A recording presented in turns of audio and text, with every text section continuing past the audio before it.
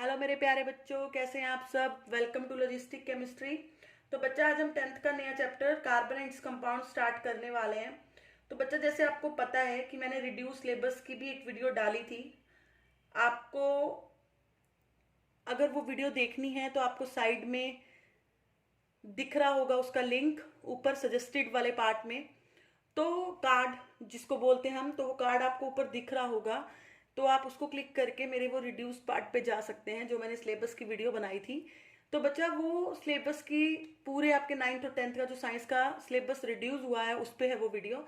तो आपने अगर वो वीडियो देखी हो तो आपको पता होगा कि कार्बन एंड इट्स कंपाउंड का जो नॉमनक्लेचर वाला पार्ट है वो कट हो गया है हमारे सिलेबस से।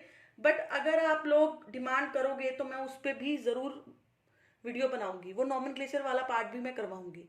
पर क्योंकि वो नॉमेनक्लेचर वाला जो पार्ट है वो बहुत इंपॉर्टेंट है राजे, अगर आपने +1 +2 में साइंस स्ट्रीम लेनी है तो। ठीक है, तो नॉमेनक्लेचर तो केमिस्ट्री का एक बेस है, तो हमें पता होना चाहिए कि कोई कंपाउंड कैसे बनता है, उसका क्या नाम है, वो सब। तो वो सब हम नॉमेनक्लेचर में पढ़ते हैं। बट आप डोंट नो सीबीएसई ने इतना इंपॉर्टेंट पार्ट कैसे कट कर दिया, बट वो बहुत इंपॉर्टेंट पार्ट है तो हम वो करेंगे। लेकिन उससे पहले मैं आपको आज बेसिक सा सारा बेसिक बताऊंगी कार्बन एंड इस कंपाउंड का। धीरे धीरे हम चैप्टर में आगे जाएंगे, हम एलोट्रॉप्स पढ़ेंगे उसके बाद उसके। ठीक है, और नॉमेनक्लेचर भी अगर आप लोग डिमांड करोगे तो मैं ज़रूर पढ़ाऊंगी। अगर आपको नॉमेनक्लेचर भी पढ़ना है तो प्लीज़ कमेंट सेक्शन में ज़रूर कहिएगा कि मैम नॉमेनक्लेचर पे भी एक वीडियो बना दीजिए, तो मैं आपको ज़रूर पढ़ाऊंगी। ठीक है, तो let's start with our chapter name carbon and its compound. तो बच्चा, मैं आपको हमेशा कहती हूँ, अगर आपने मेरी वीडियोस देखी हैं अच्छे से, तो कि जब मैं चैप्टर स्टार्ट करती हूँ तो मैं आपको हमेशा कहती हूँ कि आपको पहले नेम का मीनिंग पता होना चाहिए कि कार्बन एंड इट्स कंपाउंड है तो कार्बन क्या है, कंपाउंड क्या है, वो सब आपको उसका नेम पता होना चाहिए। अगर आपको नेम की ही डेफिनेशन क्लियर नहीं है तो आगे चैप्टर पढ़ने का कोई फायदा नहीं। ठीक है, तो हमें सबसे पहले, अब इस चैप्टर का नाम है कार्बन एंड इट्स कंपाउंड, तो हमें सबसे पहले ये पता होना चाहिए कार्बन क्या होता है। तो हम छोटी क्लासेस से पढ़ते आ रहे हैं ना, कार्बन क्या होता है बेटा, it is a non metal. Carbon क्या है, नॉन मेटल होती है, जिसका सिंबल क्या होता है, सी। और इसका एटॉमिक नंबर क्या होता है राजे, 6। कितना एटॉमिक नंबर होता है, 6। और ये कार्बन जो है ये लेटिन वर्ड के कार्बो वर्ड से बना है। It is derived from the Latin word that is carbo. इसका मतलब क्या होता है कार्बो बेटा, कार्बो का मतलब होता है मेरे पास कॉइल। क्या होता है, कॉइल। कार्बो का मीनिंग है कॉइल। लेटिन का वर्ड है ये कार्बो, इसका मीनिंग होता है कोल या फिर कॉइल, जैसे भी आप प्रोनाउंसिएट करते हैं इसको। तो बेटा, इसलिए क्यों इसको हमने कार्बो जो है इसका मीनिंग होता है coil, that this is because carbon is the main constituent of coil, that's why हमने इसका नाम रखा कार्बन। कॉइल का जो मेन कंस्टिट्यूएंट होता है, जिससे मेनली कॉइल बनता है, वो क्या है, कार्बन। दैट्स वाई इसको हम क्या कहते हैं, कार्बन। क्लियर है आपको। और the amount of carbon present in the earth crust and atmosphere is very small. बच्चा, जो हमारा एटमोस्फेयर है उसमें जो कार्बन का अमाउंट है, जो अर्थ की क्रस्ट है उसमें जो कार्बन का अमाउंट है वो बहुत कम है। तो अर्थ की क्रस्ट में अगर हम बात करें तो नियर अबाउट 0.02% क्या है, कार्बन है। वो भी किसकी फॉर्म में, मिनरल्स की फॉर्म में। ठीक है, और कॉयल की फॉर्म में, पेट्रोलियम की फॉर्म में। ठीक है, और जो एटमॉस्फेयर है, एटमॉस्फेयर में हमारे गैसेस होती हैं। तो कार्बन डाइऑक्साइड वो किससे बनी है, कार्बन से बनी है, देखो इसमें सी आ रहा है। तो एटमॉस्फेयर में जो कार्बन डाइऑक्साइड है उसका पार्ट कितना होता है, मोस्ट प्रोबेबली 0.03%। तो इतनी सिर्फ कार्बन डाइऑक्साइड होती है, दैट मीन्स इतना ही कार्बन एग्जिस्ट करता है हमारे एटमोस्फेयर में, 0.03%। ठीक है, तो बच्चा आप खुद देख लो कि इतने स्मॉल अमाउंट होने के बाद भी जो कार्बन जो हमारा एलिमेंट है वो मोस्ट इंपॉर्टेंट है हर एक्सपेक्ट से, अगर हम देखें, क्योंकि मोस्टली चीजें जो है सब कार्बन से बनी है। आप, हम अपने आसपास जितना भी आप देखते हो सब में कार्बन का कुछ ना कुछ अमाउंट होता है। तो इतने स्मॉल अमाउंट के इतना, अब देखो अर्थ की क्रस्ट में है 0.02, एटमॉस्फेयर में है 0.03, उसके बाद भी ये कार्बन जो है मोस्ट इंपॉर्टेंट पार्ट है, ठीक है। तो in fact all living things, plants हैं, एनिमल्स हैं, सब कार्बन बेस्ड कंपाउंड से या फिर कार्बन से बने हैं। और ऐसे लिविंग थिंग्स जो plants, animals are made up of carbon based compound, उनको हम कंपाउंड्स को क्या कहते हैं, क्या कहते हैं हम, ऑर्गेनिक कंपाउंड्स। मैं आपको डेफिनेशन लिख के दिखाती हूँ ताकि आपको और क्लियर हो जाए। All the living things like plants, animals are made up of carbon based compounds which are called organic compounds। तो मोस्टली जो लिविंग थिंग्स हैं, प्लांट्स हैं, एनिमल्स हैं, वो सब कार्बन बेस्ड कंपाउंड से बने होते हैं। और ऐसे कंपाउंड्स को हम क्या कहते हैं, ऑर्गेनिक कंपाउंड्स। तो ऐसे कंपाउंड्स जो कार्बन से बनते हैं या कार्बन के डिफरेंट डिफरेंट कंपाउंड से बनते हैं, तो उन कंपाउंड्स को हम क्या कहते हैं, ऑर्गेनिक कंपाउंड्स। तो आपको क्लियर है इतना। तो मेनली हम ये कह सकते हैं carbon is a non metal, firstly it's a element, then it's a non metal, its atomic number is 6, ठीक है। तो मोस्टली जो इसका एटमॉस्फेयर में अमाउंट है वो बहुत कम होता है, like in the form of carbon dioxide, that is 0.03%। In earth crust it present in amount of 0.02%। So it's amount is very small, but फिर भी ये हमारे लिए बहुत इंपॉर्टेंट है। इंपॉर्टेंट क्यों है, क्योंकि मोस्टली लिविंग थिंग्स जो हैं वो कार्बन से बनी होती हैं। और ऐसे जो थिंग्स हैं, जो एनिमल्स हैं, प्लांट्स हैं, जो कार्बन से बने होते हैं, उन कंपाउंड्स को हम क्या कहते हैं, जो ऐसे कंपाउंड्स जो कार्बन से बनते हैं, उन कंपाउंड्स को हम क्या कहते हैं, ऑर्गेनिक कंपाउंड्स। इवन की लार्ज नंबर ऑफ थिंग्स ऐसी हैं जो हम अपनी डेली लाइफ में हम अपनी डेली लाइफ में यूज करते हैं, ठीक है। लाइक वो भी किससे बनी होती है, कार्बन कंपाउंड से। जैसे हमारा फूड हो गया, हमारे फूड में क्या हम यूज करते हैं, पल्सीज यूज करते हैं, दालें यूज करते हैं, ग्रेन यूज करते हैं, फ्रूट्स यूज करते हैं, वेजिटेबल्स हम खाते हैं। तो ये भी सब किससे बनी होती हैं, कार्बन से। तो इसलिए दैट मीन्स हमारा जो डेली लाइफ का जो रूटीन है, फूड है हमारा, ठीक है, हम खाते हैं, हम क्या करते हैं, खाते हैं, पहनते हैं, है ना, या हम अपना व्हीकल्स यूज करते हैं, एलपीजी होगी, पेट्रोल हो गया, हम जो कपड़े पहनते हैं, कॉटन हो गया, सिल्क हो गया, सब किससे बना होता है, कार्बन से। Even paper, rubber, plastic, drugs, dyes, सब में कार्बन होता है। तो कार्बन एक ऐसा एलिमेंट है जो हमारे डेली लाइफ में भी बहुत इंपॉर्टेंट रोल प्ले करता है, ठीक है। तो लेकिन हमें कैसे पता चलेगा कि कोई हमने सब्सटेंस लिया कि उसमें कार्बन है या नहीं, कैसे पता चलेगा, सोचो कि कैसे पता चलेगा।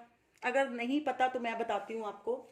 आपने क्या करना है कि कैसे टेस्ट करना है किसी कार्बन कंपाउंड को, टेस्ट ऑफ कार्बन, कि आपको अगर पता लगाना है कि किसी में कार्बन है या नहीं, तो आप क्या करो, जो भी आपने वो सब्सटेंस लिया है उसको एयर की प्रेजेंस में हीट करो।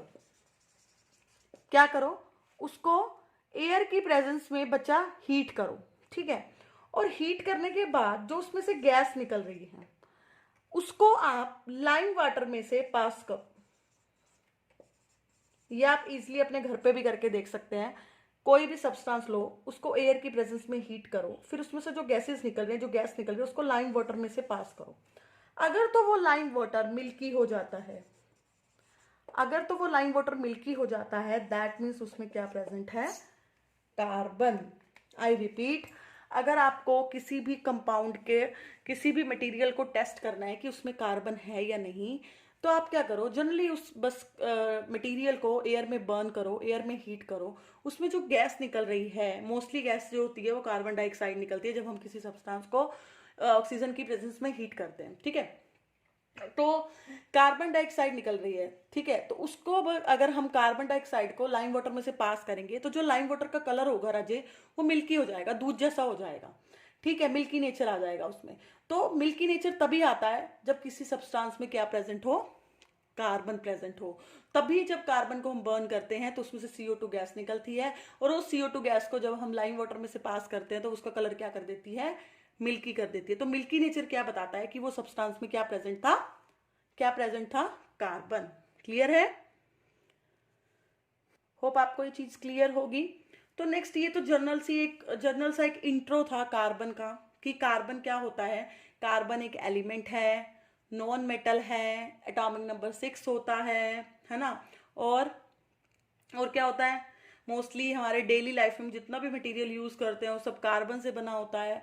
और ऐसे सब्सटेंस जो कार्बन से बने होते हैं उसको हम क्या कहते हैं, ऑर्गेनिक कंपाउंड्स। और ऐसे कंपाउंड्स मेनली वही जो कार्बन से बने हैं उनको हम क्या कहेंगे, कार्बन के कंपाउंड्स, मतलब जिसमें क्या है, कार्बन प्रेजेंट है। ठीक है, तो उसके बाद मैंने आपको बताया कि अगर आपको चेक करना है कि किसी मटेरियल में कार्बन है या नहीं, तो जस्ट उस मटेरियल को हीट करो और उसमें से जो गैस निकलेगी उसको लाइम वाटर में से पास करो। अगर लाइम वाटर का कलर मिल्की हो गया तो दैट मीन्स उसमें क्या प्रेजेंट है, कार्बन। तो नेक्स्ट टॉपिक है हमारा, what are the characteristics of carbon. ठीक है, कार्बन की प्रॉपर्टीज क्या है, कार्बन की कैरेक्टरिस्टिक्स क्या है, तो लेट्स डिस्कस इट।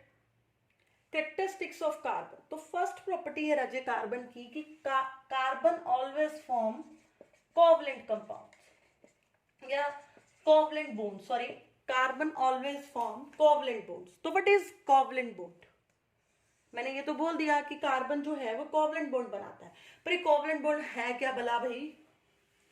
इतना तो हम क्रैम कर लेंगे, कार्बन कोवलेंट बॉन्ड बनाता है, बट ये होता क्या है कोवलेंट बॉन्ड, हमें पता भी तो होना चाहिए ना। क्योंकि साइंस क्या है राजे, साइंस है कि अगर उसमें कोई भी चीज, कोई भी टर्म यूज हो रही है, दैट मीन्स उसका कुछ ना कुछ मीनिंग जरूर होगा। साइंस में आपको कभी कोई क्रैम लगे ना आपको कि ये चीज मुझे क्रैम करनी पड़ रही है, तो या तो फिर आप में कोई कमी है या आपको जिसने पढ़ाया उसमें कोई कमी है। कमी उसमें नहीं होती जो हमें पढ़ाता है, बट वो बताता है हमें, लेकिन हम उस चीज को कई बार गेन करना भूल जाते हैं, हम उसको इग्नोर कर देते हैं।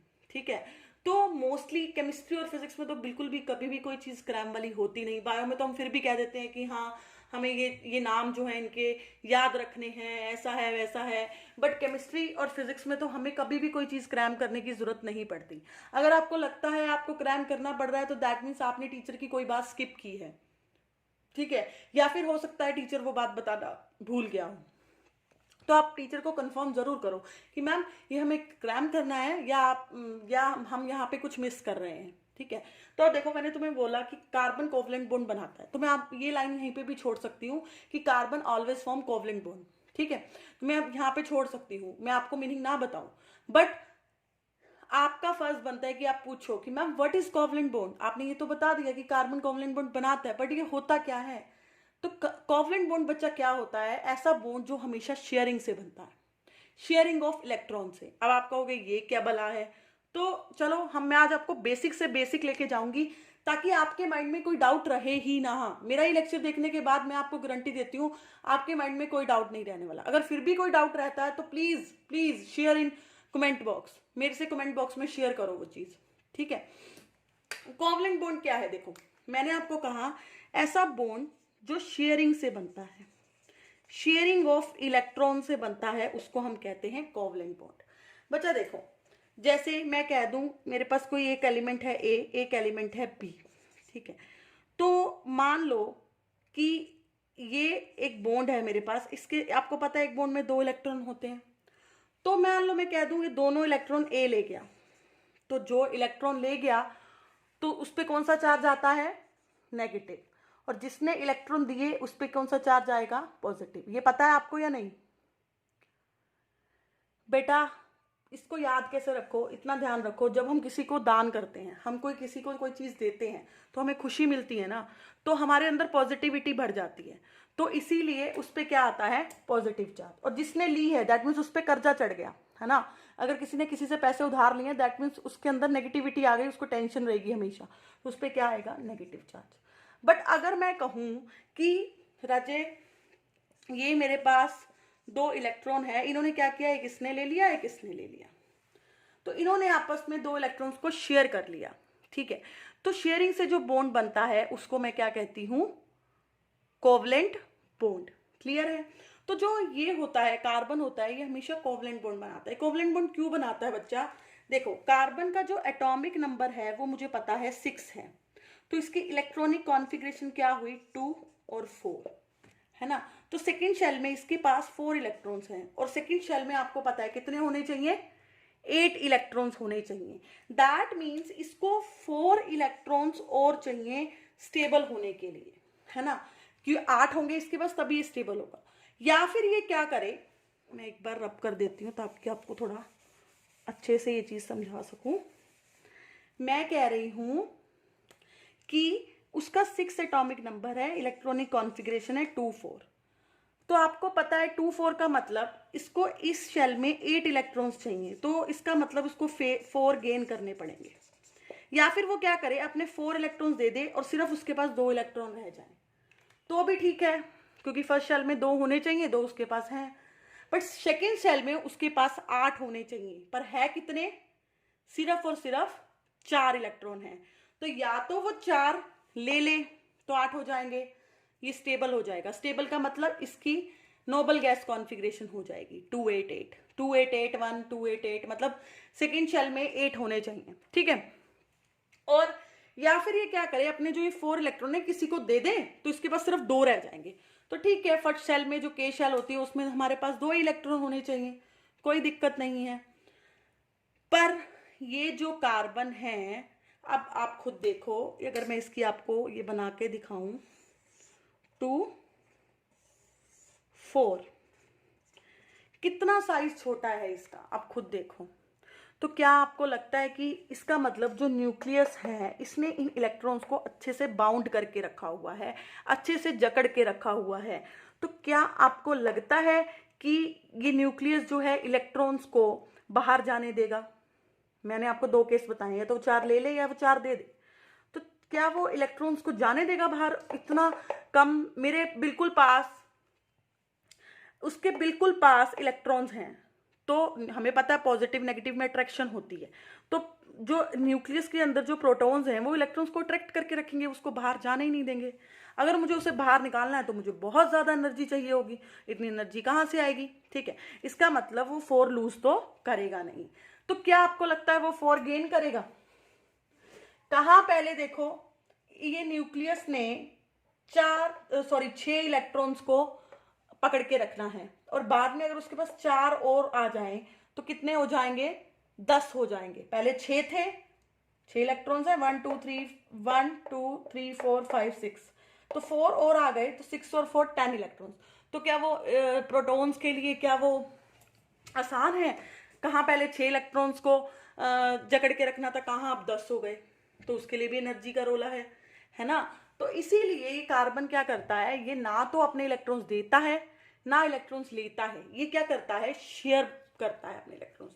तो जो शेयरिंग से बॉन्ड बनता है उसको हम राजे क्या कहते हैं, कोवलेंट बॉन्ड। जो शेयरिंग से बॉन्ड बनता है उसको हम क्या कहते हैं, कोवलेंट बॉन्ड। तो कार्बन क्या करता है, जो इसके पास दूसरी शेल में 4 इलेक्ट्रॉन्स हैं वो किसी और के साथ शेयर करता है, मतलब 4 बॉन्ड किसी और के साथ बना लेता है, बट शेयरिंग से बनाता है। आयनिंग बॉन्ड नहीं होता। जब आयनिंग बॉन्ड क्या होता है, जब किसी के पास प्रॉपरली पॉजिटिव चार्ज हो और प्रॉपरली नेगेटिव हो, मतलब वो अपने इलेक्ट्रॉन पूरे के पूरे दे रहा हो या पूरे के पूरे इलेक्ट्रॉन ले रहा हो। बट ये क्या करेगा, ये शेयर करेगा, ये अपने चारों इलेक्ट्रॉन्स को किसी और के साथ शेयर करेगा, और शेयरिंग से जो बॉन्ड बनता है उसको हम क्या कहते हैं, कोवलेंट बॉन्ड। अब खुद देखो तुम, इसके लास्ट सेकंड फर्स्ट प्रॉपर्टी तो हो गई कि वो कोवलेंट बॉन्ड बनाता है, दूसरी है कि वो टेट्रावेलेंट है। इसका क्या मतलब है टेट्रावेलेंट का, तो वैलेंस का मतलब हम वैलेंसी से बात कर रहे हैं कि इसकी वैलेंसी 4 होती है, ठीक है ना, इसकी वैलेंसी 4 होती है। लास्ट शेल में इसके पास 4 इलेक्ट्रॉन है, और 4 के लिए वर्ड हम यूज करते हैं टेट्रा, और इसके लास्ट शेल में 4 इलेक्ट्रॉन्स हैं, लास्ट शेल में 4 इलेक्ट्रॉन्स हैं, दैट्स वाई हम इसको क्या कहते हैं, टेट्रावेलेंट कंपाउंड, कि इसके लास्ट शेल में 4 इलेक्ट्रॉन है, 4 के लिए टेट्रा और लास्ट शेल में है तो वैलेंट, ठीक है। तो ये क्या होता है, टेट्रावेलेंट कंपाउंड। तो होप आपको इसकी 2 प्रॉपर्टीज थोड़ी सी समझ आई होंगी। तो इसके बाद 2 प्रॉपर्टीज और हैं, तो वो मैं आपको नेक्स्ट लेक्चर में बताऊंगी। तब तक आप, ये है आपका काम कि आप इसकी जो ये 2 प्रॉपर्टीज हैं कि कोवलेंट ये बेटा मैं आपको बहुत अच्छे से कराऊंगी कि आपको +1 में बिल्कुल भी प्रॉब्लम ना है ये कार्बन वाले चैप्टर को समझने में, क्योंकि ये +1 में भी है, नॉमेनक्लेचर इसका सारा है, तो आपको ये पता होगा है क्या, कैसे बॉन्ड बनाता है, क्या करता है, तो आपको बिल्कुल प्रॉब्लम नहीं आएगी, मेरी गारंटी है।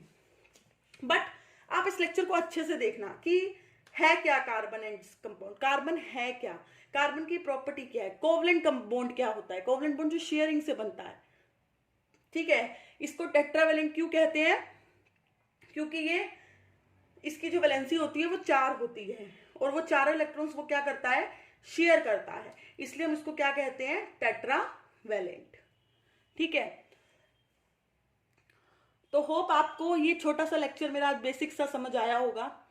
हम जल्दी ही नेक्स्ट लेक्चर में आपका जल्दी ही अपडेट कर दूंगी, जो इसकी 2 प्रॉपर्टीज रह गई हैं उस पर, और एलोट्रॉप्स पढ़ेंगे हम उसके बाद कि एलोट्रॉप्स क्या होते हैं। तो होप आपको ये लेक्चर अच्छे से समझ आया होगा बच्चा। तो ये फर्स्ट लेक्चर है कार्बन कंपाउंड का, तो मस्ट वॉच दिस लेक्चर, इसको अच्छे से देखो, मैंने इसको बहुत बारीकी से समझाया है, क्योंकि मैंने देखा है बच्चे सारा चैप्टर कर लेते हैं, बट बच्चों को ये जनरल सी चीज जो चैप्टर की मेन है यही नहीं पता होता, कार्बन है क्या, कोवलेंट बॉन्ड क्या होता है, टेट्रावेलेंसी क्या होती है, बच्चे इसी में उलझे रहते हैं। तो मैं नहीं चाहती कि मेरे बच्चे जो मेरे से पढ़ रहे हैं वो इन बातों में उलझे, ठीक है। तो होप आप इस लेक्चर को अच्छे से देखोगे। बच्चा प्लीज अगर आपको कोई भी प्रॉब्लम आती है तो आप कमेंट बॉक्स में शेयर किया करो, मैं जरूर आंसर करूंगी उसका, ठीक है। और अपने फ्रेंड्स के साथ होप आप मेरी वीडियो शेयर कर रहे होगे, उन्हें बोला होगा आपने सब्सक्राइब के लिए। और बच्चा जिन्होंने अभी तक भी नोटिफिकेशन बेल नहीं प्रेस की, प्लीज कर दो, तभी आपको मेरे रेगुलर के अपडेट्स मिलेंगे, नहीं तो नहीं मिलेंगे, ठीक है। Thank you, thanks for watching, thank you.